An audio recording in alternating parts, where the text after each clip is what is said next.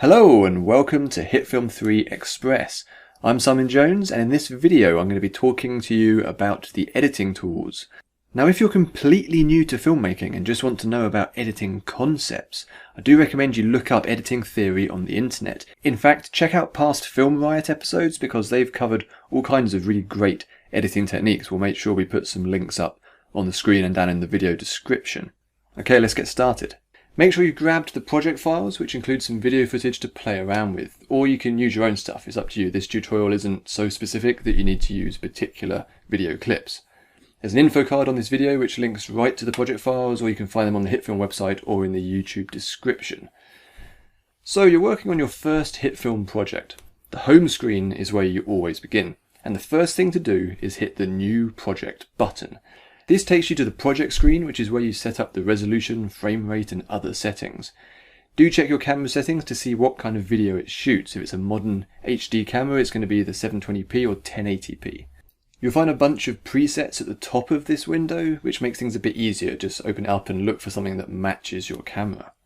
If you're using the project files that we've provided, then make sure you choose the 720p HD template at 23.976 frames per second. That will mean that everything is set up and ready to go. Okay, hit Start Editing and you'll be switched over to the Edit screen. This is where you do all of your editing and visual effects work inside Hitfilm. At this point, the project is a blank canvas, and from here you can create short films, documentaries, music videos, animations, visual effects shots, title sequences. So what do you want to do? Have a think about that, because Hitfilm is an incredible creative tool and it can do pretty much anything you want it to do. For now, let's just start by importing some videos, because you can't edit without something to edit, right? You can bring videos in by clicking the Import button in the media panel and then locating the files on your computer. Alternatively, if you already have a window open with the clips like I do here, you can simply drag them into the media panel. Hitfilm brings in the clips and displays them ready for use. One thing to note is that when you import a video or an image or an audio file, any changes you make inside Hitfilm will not affect the original file, so you're never going to be at risk of losing your original stuff. The media panel has all kinds of features for organizing and filtering your assets. As you work on larger projects, you're going to want to figure that stuff out so that you don't get confused and in a mess. Keeping things organized is really important, and we have other tutorials that go into those topics in more detail.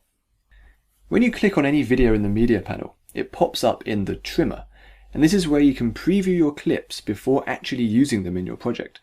It's also where you can trim your clips in advance, hence the name. Because when you shoot your film, you'll usually have stuff on the start and end of a video clip which you don't actually want to use in the film itself. You know, stuff like you shouting action and cut. To choose a specific section from a video, simply move the playhead to the correct starting point by dragging it or just clicking the play button, and then click the in point button. Move to a later frame and click the out point button, and you'll see that the chosen area is a different color now. You can also press the I and the O keys on the keyboard, which can often be faster. So now you can add that trimmed section to your timeline. To do this, just hit the Insert button here. That adds the clip at the playhead's current position on the main timeline. You can see that I'm using these controls down the bottom left of the timeline to change the preview size of clips and to zoom in and out on what I'm looking at. You can do this at any time to get a better view on what you're working on. Alright, let's add another clip. I'll select it in the media panel, trim it down again to the bit I want, so taking off the start and the end, and then instead of clicking the Insert button, this time I'm going to drag the trimmer video down to the timeline. As with most things in Hitfilm, there's usually multiple ways to go about doing stuff.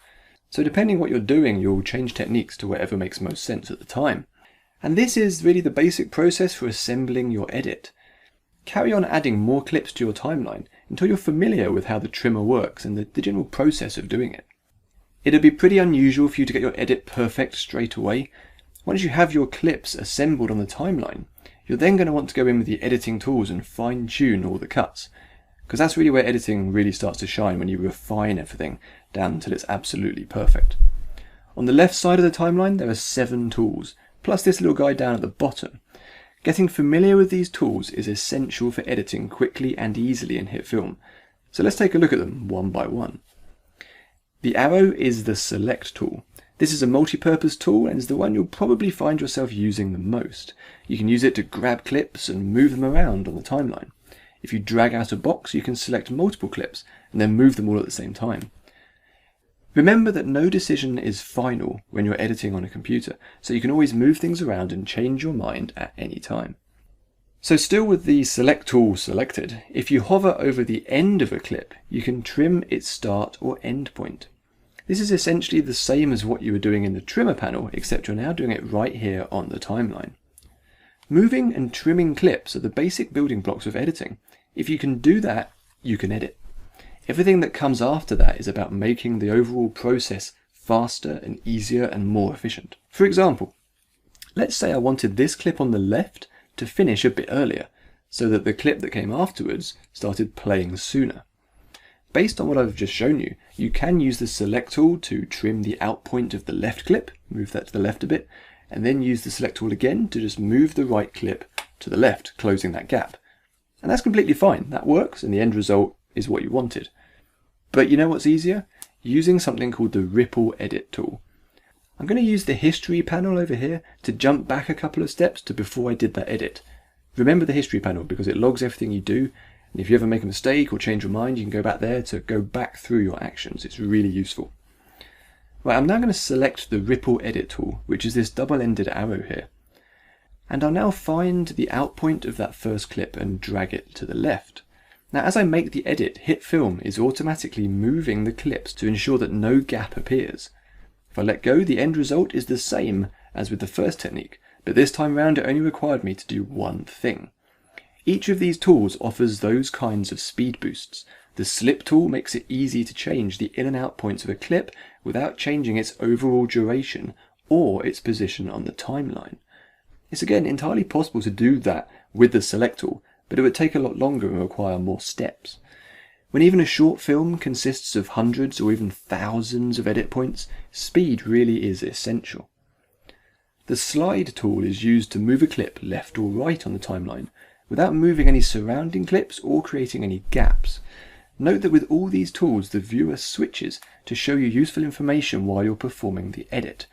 So in this case, you get these 4 little previews. The top 2 frames show the in and the out points of the clip you're sliding. These aren't changing because the contents of the clip don't actually change during a slide edit. And the frames at the bottom show where the clip is being moved to by showing the frames either side from the other clips. Then we have the Roll Edit tool. This is used to simultaneously change the out point of one clip and the in point of the next. So one common editing technique is called cutting on motion. For example, you might do the cut as an actor goes through a door, cutting from outside the room to inside the room, or as an actor picks up an object.